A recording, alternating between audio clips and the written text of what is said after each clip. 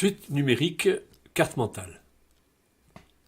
Tout d'abord, on va considérer donc une suite numérique. On va envisager 4 possibilités.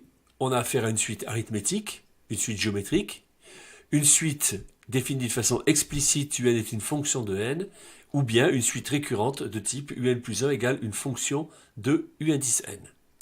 Dans le cas d'une suite arithmétique, on la définira comme telle, la forme récurrente sera un plus 1 égale un indice n plus r, ou encore la différence de deux termes consécutifs est constante.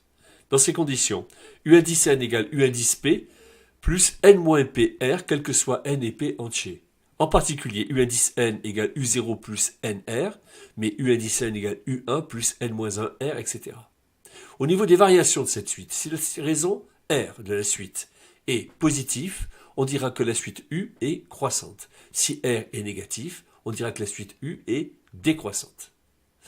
Quand on somme des n plus 1 termes d'une suite arithmétique, u0 plus jusqu'à u indice n, est égal cette somme à n plus 1, moyenne des extrêmes, c'est-à-dire u0 plus un sur 2.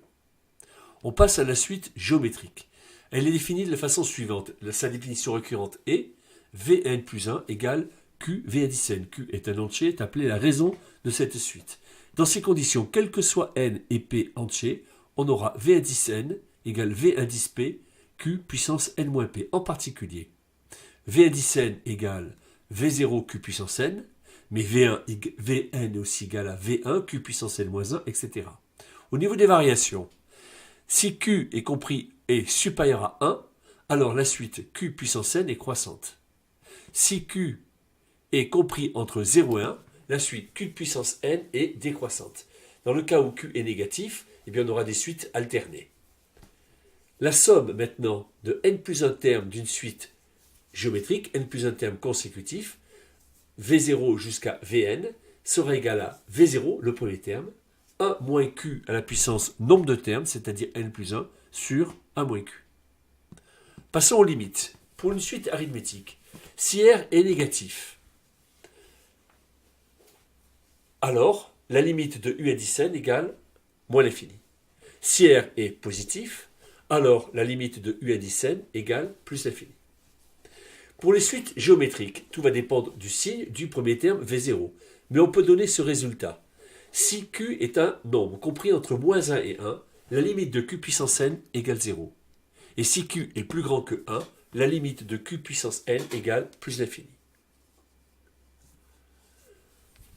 Si je prends une suite qui est définie de façon explicite, une suite un est une fonction de n. Alors, u indice n a les variations de la fonction f.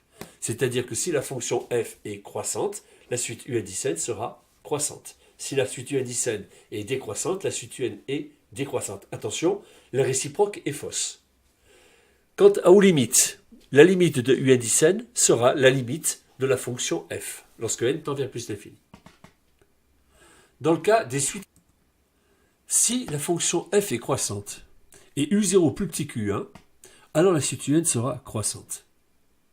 Si la fonction f est croissante et u0 plus grand que u1, alors la suite un sera décroissante.